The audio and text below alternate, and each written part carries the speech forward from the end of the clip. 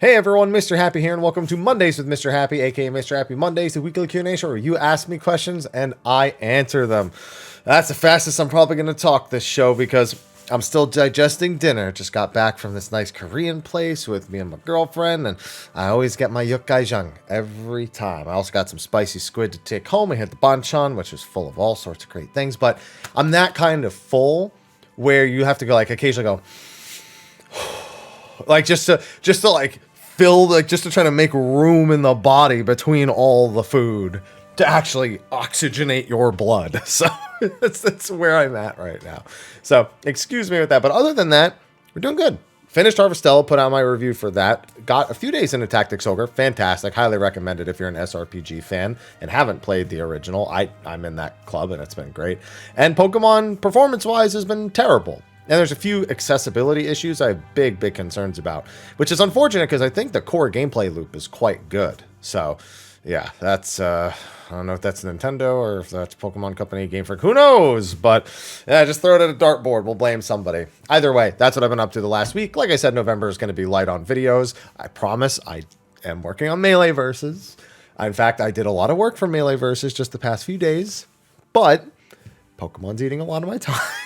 So before the next patch for sure, but you know, we'll get there.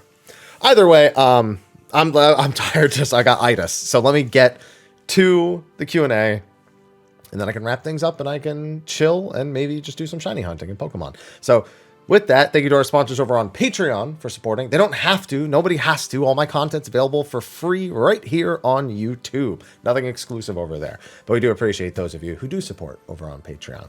On top of that, we have, of course, all of our sponsor links. My HelloFresh discounts going away soon. 65% off your first box and free shipping on that same box. Steel Series, of course, we have our 12%. And Advanced GG. Next week, I'll have something better prepared. But I did actually get a bunch of Advanced GG stuff. And there's a starter kit for Mr. Happy now with it comes with a Mr. Happy sticker, it comes with a shaker, it comes with a few samples. So I'll include a link to that, but I'll do something a bit more formal throughout the week. That way I have something more promotional. It's just, you know, mine's been just going a million miles an hour with all the game releases at this point. So just a little bit distracted. Anyway, with that, let's get into the Q&A, shall we? Hashtag Mr. Happy Mondays. Hippity hop, hop, hey, haps. A lot of H's. Hope you've been catching up on your rest. Hey, that CPAP's doing wonders. I actually, funny thing, I did a test. I did one night without it to see, like, if I would really notice the difference, or if it was just, it was just a placebo. Like, oh, I'm wearing it and I've been sleeping so well. No, I slept horribly that night. At this point, I think I'm fairly well adjusted. So, that was good. That was good. With 7.0 close in the distance, I was curious how you'd feel about adding job advancements as opposed to new jobs. No. So if you mean the whole class of job system's outdated, yeah, okay. So I was thinking prevent any sort of identity overlap. If anything, it encourages more identity overlap. I guess if you have multiple jobs that branch off of the same class, you automatically have an identity overlap of some capacity. But that's not even the big thing. So if you want to advance class to advanced job, you might have a better chance of doing that versus being class to two different jobs. Because the two different jobs thing is the equivalent of making another job. You're just now forcing someone to go back and level an old class when you've already established expansion after expansion of not needing to do that past the first 9 classes we have in the game and 10 jobs that those eventually become. So I think it would be a backwards trend and one that they definitely don't want. It would also mean that technically that job starts at level 1. You know, you'd have to go through the first 30 levels and it have to be available at level 30, which I don't think they need the class system to do. If they really want to make a new job available at that early of a level, they could do it without attaching it to a class. I mean, that's what they did for Heavensward. So no, I don't think that helps in any way. And instead just kind of sends us back a few expansions in terms of just accessibility for things. So I don't think it's the right choice. I'm getting my deep breaths done between the questions right now. Hashtag Mr. Happy Mondays. Hi, Mr. Happy. Hi. Hope you had a great weekend playing Pokemon. 2 shinies so far. I feel like I've probably seen way more shinies than 2, but because, again, accessibility problem, it's really hard to see. You have to visibly notice that something is a different color, because unlike Arceus, there's no shine, there's no sound effect at all. So until I get into post-game with the shiny charm or the Masada method, then yeah, I'm sure I've missed shinies, but at least I've gotten 2 so far. Been having a lore-filled void in my heart since Ethos has stopped uploading videos. I always enjoyed the Bestiary lore series. Wondered if you thought about bringing those back. I always consider bringing them back, and I think I always consider it in small bursts. The reason why the Bestiary series hasn't returned is I got pretty far in it, but there was just a point where I decided I can't just keep reading wiki pages and giving it my own flair and making content. It wasn't gratifying enough. It was easy views. It's always, I mean, that's great for YouTube, but something just wasn't gratifying about it. And that does matter to me, despite the fact that a lot of the times I'll make content that isn't gratifying necessarily just because I know it'll do well, but I've done so many of those that it kind of burned its candle. Same with the Let's Play series, in all honesty. However, the lore series covering individual aspects is always on my mind. Whatever Ultimate we get next, I am going to be doing a lore series on. If it's Omega, if it's the Warring Triad, I will, because that's what I did for Alexander, I think, for T. I might have done it later, but either way, it was a worthwhile revisit, I feel like, and that was pretty well received. So yeah, I am planning on doing at least one of those once we learn what the new Ultimate is over the holiday season, so keep an eye out for that. Do you follow or know of any content creators that focus on lore and story that upload frequently? Not a whole lot. They're out there, and I definitely see them in my recommendeds, but I don't really follow a lot of 14 YouTubers. It's not an offense to anyone's individual content, but I'm one of those people that, you know, I kind of consume myself in certain aspects of the gaming industry, and Final Fantasy XIV is a big one. Anything I consume myself with, the last thing I want to do in my spare time is give it even more of my attention. So with Final Fantasy XIV, when I'm making my own content, when I'm streaming it, I don't then want to also go watch YouTube content on it. Sometimes I do, but it's like a moment-to-moment decision. I don't go, oh, let's see what this person uploaded or that person uploaded. It just sometimes I end up watching it. Like I've seen, like, you know, some Whoops highlights or Zepla, you know, watching something, or, you know, Xeno ranting about something. Like, I'll see them on occasion. What I don't do is go looking for them. So unfortunately, I'm super out of touch when it comes to lore uploaders, because I don't think Anonymous uploads regularly. I don't think Pyro does. Ethos, obviously, as you said, doesn't anymore. So yeah, I'm sure they're out there, and I'm sure someone in the comment section will bring it up, but I don't have any recommendations just because I don't pay enough attention. Hashtag Mondays with Mr. Happy. Hello, hello, hello. That's 3. Started doing Savage with a group that needed someone. Okay. First time in P6S, our first pull we got to right before Enrage, and then I progressively played worse. Yeah, I've seen that happen plenty. Got better at some things, could not grasp Cachexia 2, where you get the debuff number counting down. Any tips on how to be better at identifying something quickly, or is it just repetition? So it's both. Through repetition, though, you do learn how to identify things more quickly. The big thing is that I find helps for me is I'm a very rule-oriented raider. When I see something and I know something, I need to establish an if and sort of train of thought. So, for example, with Cachexia 2, there are 4 different debuff timers. So what I do is I remember exactly what each of those timers does, and then I just look at, and as soon as I see the number, I don't need to think anymore. I've immediately identified exactly the reaction to seeing that number on my debuff bar. If I'm the 6, the what is it? I honestly haven't done it. What is it? 6, 12, 18, 24, or like 6, 11, 16, 20, or something like that. Oh no, I think it's 8, 12, 16, 20. That's what it is. 8, 12, 16, 20 for Cachexia. Cachexia 2. Yeah, no, that's Cachexia 2. Yeah, I had to think about it. I was like, is that the second Cachexia? Is it? Is that not the first Cachexia? Because there's a Cachexia 2, the one that everyone just tank LBs, in which case it's just down to remembering whether or not. Damn, dude, P6S is so boring, I don't even remember. No, if you're talking about, okay, so yeah, if you're talking about the one with the 8, 12, 16, 20, it is literally just understanding that if I see a number, I know exactly what that means. And then if I see one of 2 debuffs, I know exactly what those means, and then I just cross the train of thought. But the second one, it's down, it's the color of the debuff, so I know which side I belong on, and then whether or not I need to look away or face my back away from the group. And then the circle that comes out later. But it's about establishing your own set of identifying rules, and you don't know how to do that when you haven't raided much. Some people pick it up quicker, but that's what I think you're probably going to need to do, and that comes with repetition. So you just need to get in and practice more. You can't be perfect at it if you don't have any practice and you don't have much experience with Savage at all. Hashtag Mr. Happy Mondays. Top of the morning to you, Happy. I don't know why, but I almost just said haps instead, because it felt like it would made the one less syllable made the sentence flow better. Anyway, lately I've been feeling nostalgic over old skills. Okay, hold on. Some old skills, it depends on what skill you're talking about here. We used to have back in a Realm Reborn and Heavensward. Do you think the devs will ever re-add any of those skills? Okay, so none of them in particular. I don't want to say no, because the answer is always they can do whatever they want. Will they add them back with the same functionality? Unlikely. Like, would you ever see Fracture again exactly as it was before? No, probably not. Would you potentially see Fracture come back as something akin to Gunbreaker's Sonic Break? Possibly. So I won't ever say no, but I'll tell you what, it's definitely lower on my expectations for any given job, unless it's energy drain for Scholar, in which case I constantly expect it to be deleted and then added back to the job. Hashtag happiness for Mr. on Monday. I like it on every day, but you know what? I'll start with Monday. Hey, Happy, hope you're doing well and having a fine Sunday.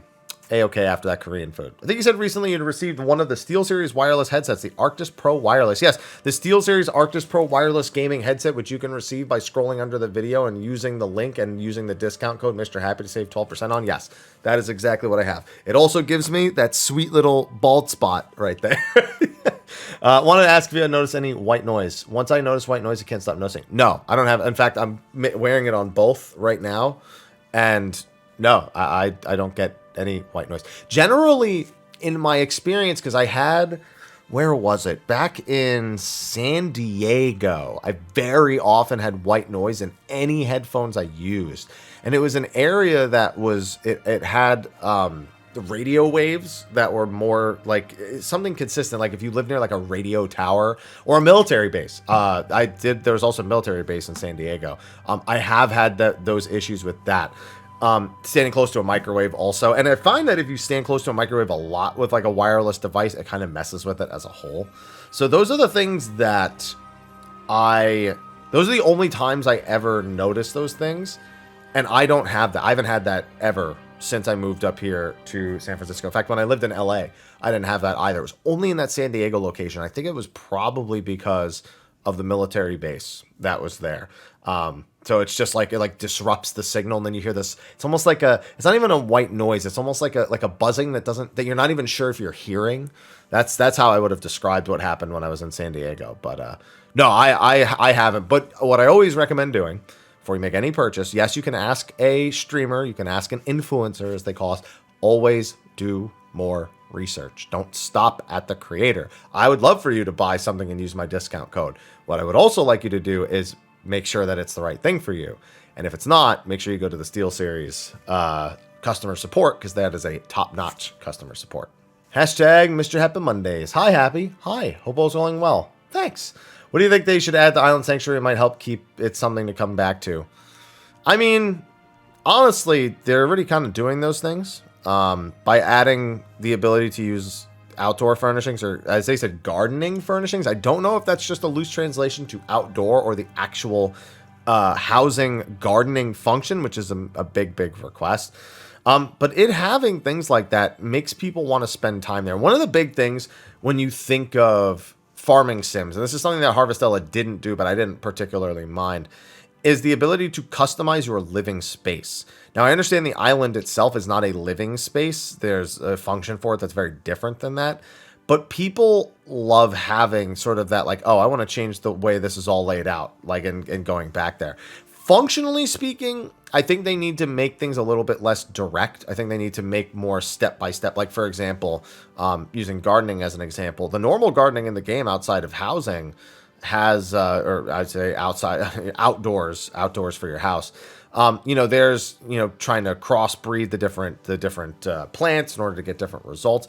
There's an involvement, whereas with Island Sanctuary, everything's kind of brought down to its most basic components. Like, oh, I planted corn, in 2 days I will get corn. I fed my animals, tomorrow I will collect the leavings, and soon we'll have a collect all button. Like, everything is its most direct A to B, you know, do this thing, get results, and there's really no room in between for any sort of difference in your moment-to-moment gameplay.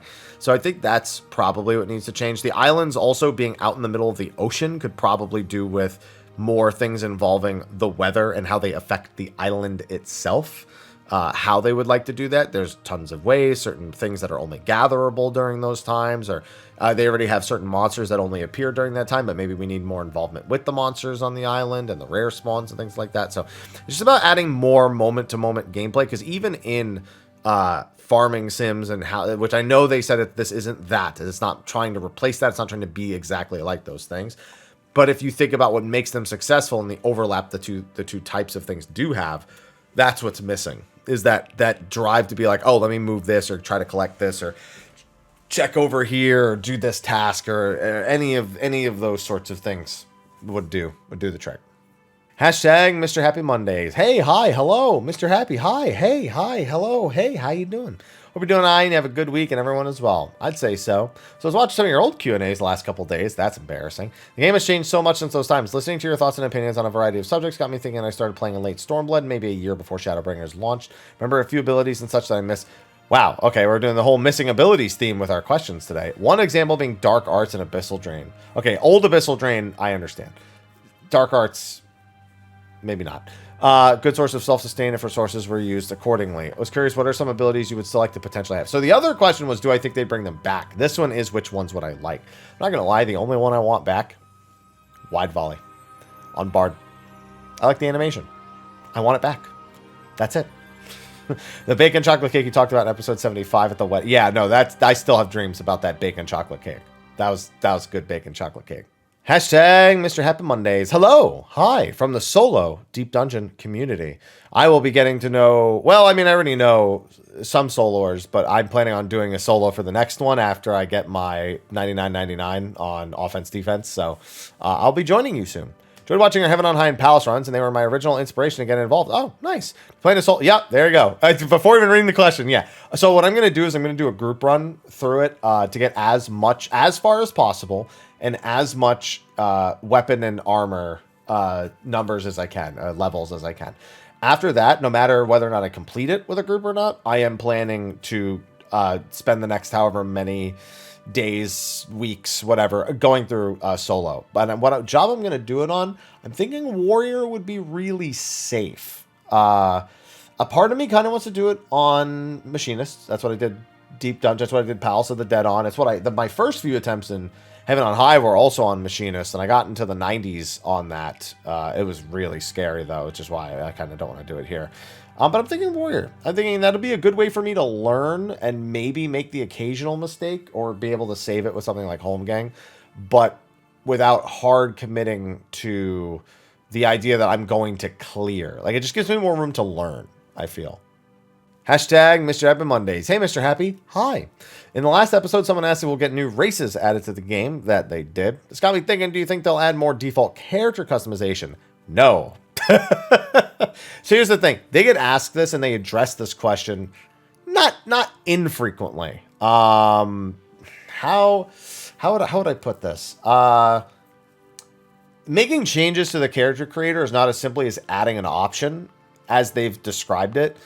For some reason, the way it's done, because it was, again, put together on that like baseline for Realm Reborn, it's one of those places where there's a decent amount of technical debt.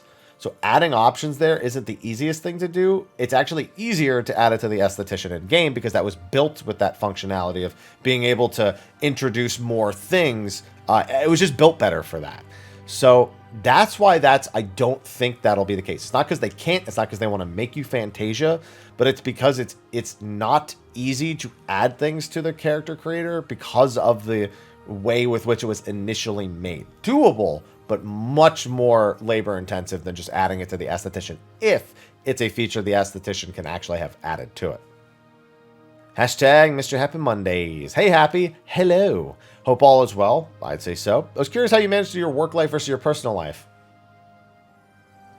Okay, let me finish reading it first.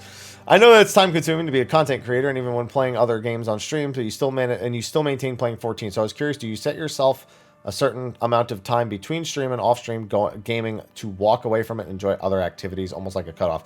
So here's how I function. I'm a workaholic, first and foremost. So I like to be consumed with something that feels like it is testing me in terms of creativity. So my first place of trying to express that energy is in my work. That is, in my opinion, that is the core of being a workaholic, is your brain tells you the thing you could be doing could be improving your means of living or something directly involved with how you actually provide. Okay. Outside of that, when I don't have the creative juice, for example, we are not uploading a lot of videos this November. I told you that was going to be the case. So what do I do instead? I like to cook. Food is one of the only real hobbies I have. And yes, I do call food a hobby just because I do spend more of my money and effort on it. I don't just try to grab something quick and make sure I'm sustained. You know, I try to experiment, explore, re-experience things that I've done in the past. You know, I made a nice pan-grilled New York steak the other day, 3.5 minutes each side on medium high, cap off the fat cap, and then just give it a little bit of time rested. Then what I actually like to do, I rest the New York strip for just a minute or two, and then I let the pan cool down, and then I put it back in the pan after the pan's cooled down, and I turn the heat up a little bit more. That extra kiss in the pan lets me control the temperature a little bit more without adding to the sear or burning the outside. So that's how I kind of like temperature adjust it. If I don't just oven roast it, you know, like sometimes you just sear both sides. That's really more for like a ribeye. You know, you put it in the cast iron skillet, you sear it both sides, sear the fat cap, and then you throw it in with your aromatics and everything. And then that's where it'll finish cooking, really, for a thicker piece of steak. Or I'll like buy, you know, like a giant, like a brisket or a tri-tip or, you know, a giant London broil, or maybe I'll grab like a small chicken or even a small turkey, you know, Thanksgiving's coming up. And I'll do that in the slow cooker, and then I'll like roast some asparagus. Like I want to be able to express myself in some way that's going to dictate that very next experience I'm going to have. And that's going to be eating the food that I just made. So that's really the big thing. That's how I kind of express myself creatively without doing something that's necessarily for work. I do some cooking stuff for work as well, not a whole lot. So that's really it, because I don't really like to travel much. I don't really like to sightsee. And my other interests, I don't make time for that much, only because I can enjoy them in such small bursts that I don't need to set time aside for them. I can practically just do them between other things that I'm doing. Like, for example, I used to be a fit head. You know, I injured myself and it's, you know, completely fallen apart since then. But one thing I really enjoy doing is push-ups. So very often in the middle of the day, I'll just go do like 40, 50 push-ups just for the sake of doing them. You know, it's not like a goal in mind. I just do it. So it's like I could do a pretty good amount of push-ups, and I could do, and that's it. That's all I really do. So yeah, that's it. That's really all I do in terms of separating the two. I just decide, hey, I've worked enough. I'm gonna go not work and do this other thing that I can express myself creatively in or enjoy. And food will often be the choice. Hashtag Mr. Happy Mondays. Hi, hello, guten tag, hello. Hope you're having a wonderful day. I would say I am. Hope the same for you. Just giving out a few greetings for safety. Good idea. So I started Harvestella a few days back, and I've just got done with the first third of Chapter 3, and I am really loving it. Great game. Got a few short questions about how you're feeling. So I think this was asked before I posted the Harvestella review. I think, in fact, I posted it the same day as you're asking this. Got a few short questions. What did you like about Harvestella the most? The writing and the characters. Without a shadow of a doubt. There's so many very, very heartfelt stories that are written out there that can pull on individual heartstrings depending on your experiences in your own life. It's a lot like when you're playing through a Persona game and you resonate with the different characters, depending on what your real life experiences kind of dictate how you feel about those characters and the situations they're in. Harvestella has a very similar feel to it. What were the things you thought were not done properly? I think the marketing is probably the thing that was done worst. I know they were going for almost like a more mana, like Trials of Mana style gameplay, but I think they could have rounded that out a little bit better to make it a little bit smoother. What else is there? I think graphically it's fine, but that they could have probably still added a little bit more to it. The music's fantastic. The story's fantastic. There's a lot of little things. It's like a lot of little like quality of life functions that are not fully realized yet. And I also think just the general idea of the game, like the actual farming system, even once you've unlocked all of the functions of it, isn't all the way thought out. Like it could be a little bit more fun. It could probably make it so that it could consume more of your day. And other than that, yeah, that's really it. It's just everything else I would name are like really little things that they don't do, like that just take a little too long to do, like certain menu interactions and getting around the map in certain ways. It's just it's really things like that. Were there any things you really wanted to have and didn't? Customizing the house. Really all you can do to express yourself is like the fencing and how you actually set up the individual farms in the different biomes. There's no other expression in terms of the furniture or the appearance of the house. That was the most lacking element of the farm sim / life sim aspects of the game. And I would like to see them improve that. Hashtag Mr. Happy Mondays. Hi, Mr. Happy. Hello. Hope you're doing good. Same to you. I have a couple of questions. Okie dokie. Unless I missed the memo, we get 7 normal trials and an expansion, 4 MSQ, 3 trial in their extreme versions.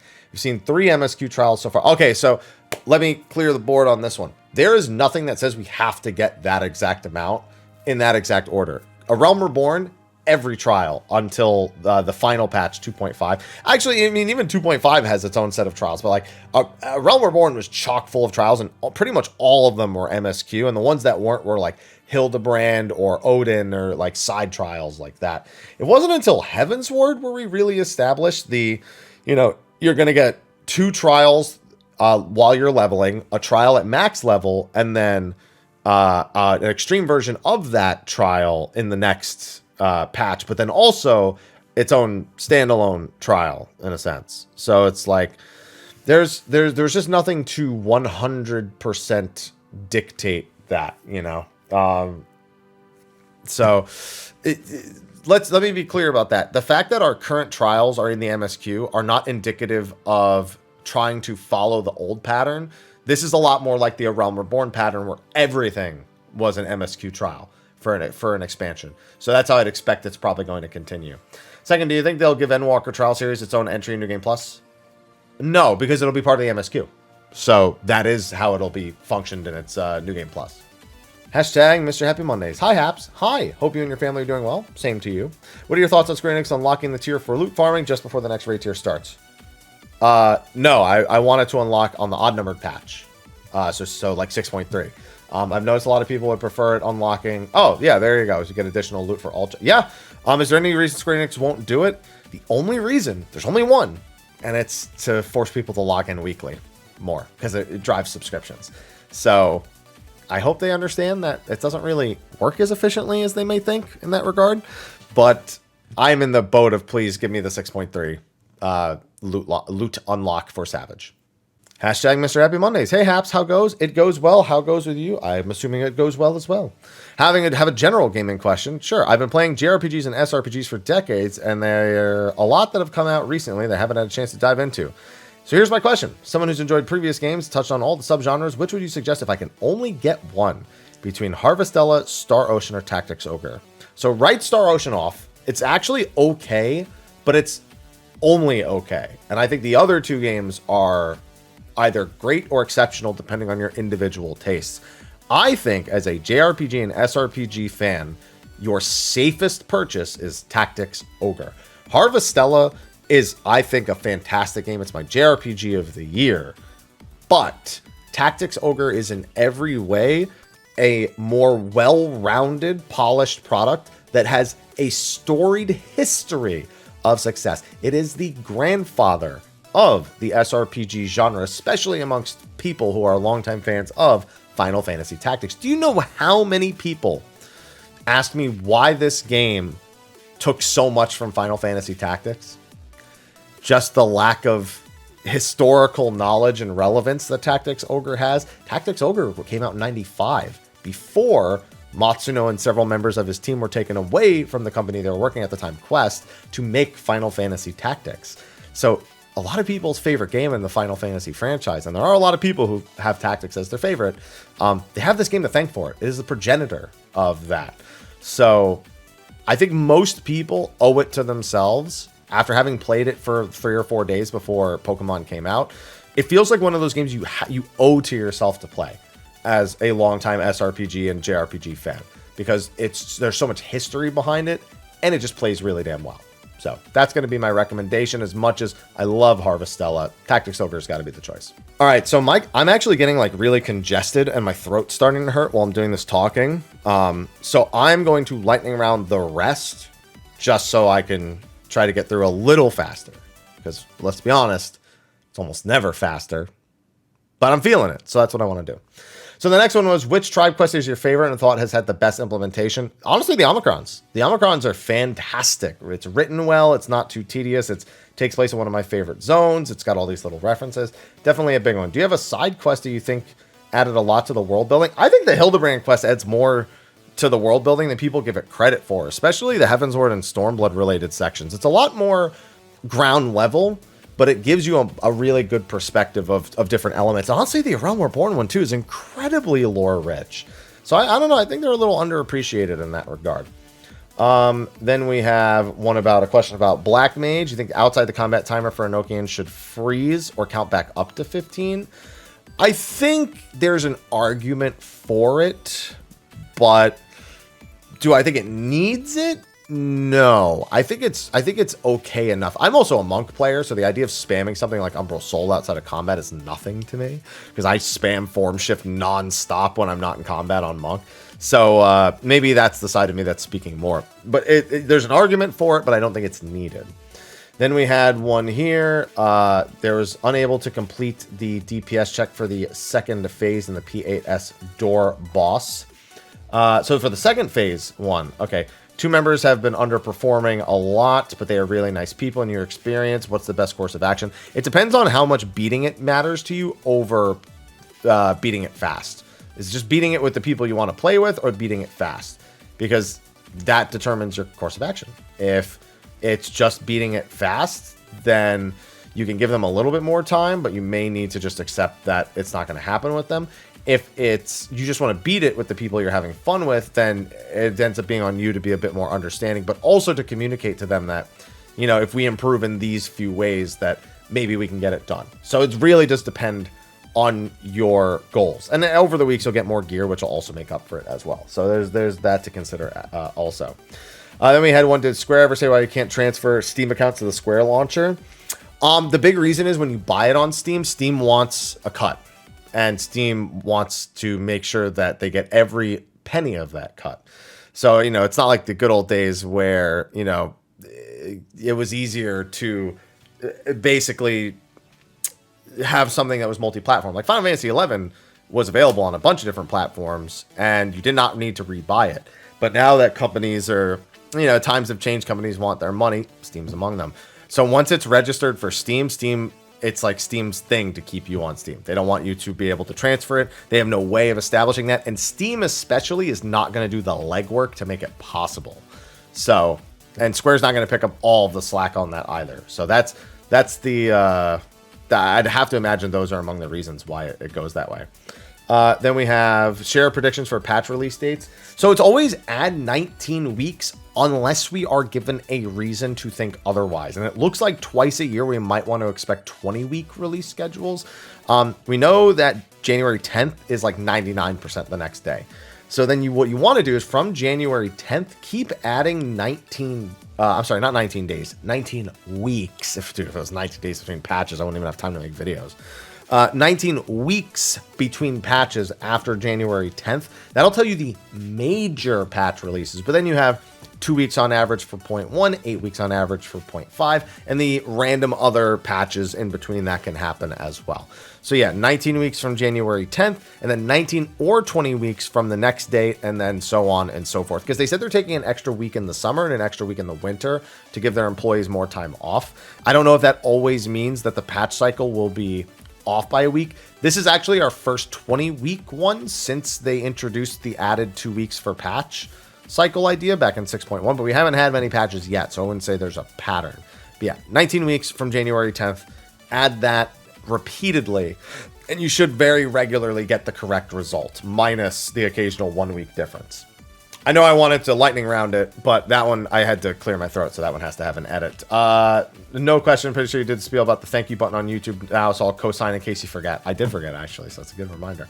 Don't really know a good transition for this question. I hope I worded it half decently. Tengen since day one, remember that environmental hazards used to damage. I was just talking about this the other day. No, so they don't do that very often anymore, but you are correct. Like Sunken Temple of Karn, the spike traps coming out of the ground. There's a few dungeons that have like explosions from certain things. Yeah, I don't know why they don't do that anymore. I always really liked that. But no, you remember that 100% was the thing, and I don't think they've done it in quite some time. I can't remember the last time. Well, Samal hard mode is the last time I think I remember it, but I feel like it has to have happened since then. But I can't remember for certain. Do I as a healer need to mitigate tank busters? You should be participating in it. So a big thing with the tank busters in this raid tier is that they pretty much all have damage over time effects applied afterwards, and that damage over time effect is going to be based on the total amount of mitigation that the tank has when they take the initial hit. That'll determine the strength of the dot. So things like Aqua Veil become very, very good. Those like damage reduction tools, not the shields like Divine Benison, but things like Aqua Veil help a lot with the bleed damage that comes from that. You should also usually know and have your Benisons, like as I'm using White Mage skills, but you know, apply this to the other healers as well. You should have some idea of how you're using those. You shouldn't just be saving them to like occasionally save somebody. You might have to use them occasionally for that, but you shouldn't be sitting there with it. So, you know, I always like to throw Benisons on a tank if I know a tank buster is coming. If a tank communicates to me they don't have a lot of MIT, then I'll of course always communicate back to them that they can have an extra shield here or there.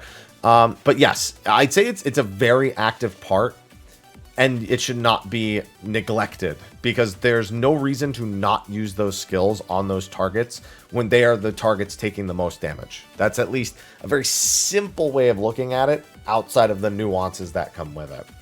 Let's see. What are your most favorite and least favorite city state? So Limbs of Lament is at my top, only because the auction house is right next to the Aetheryte.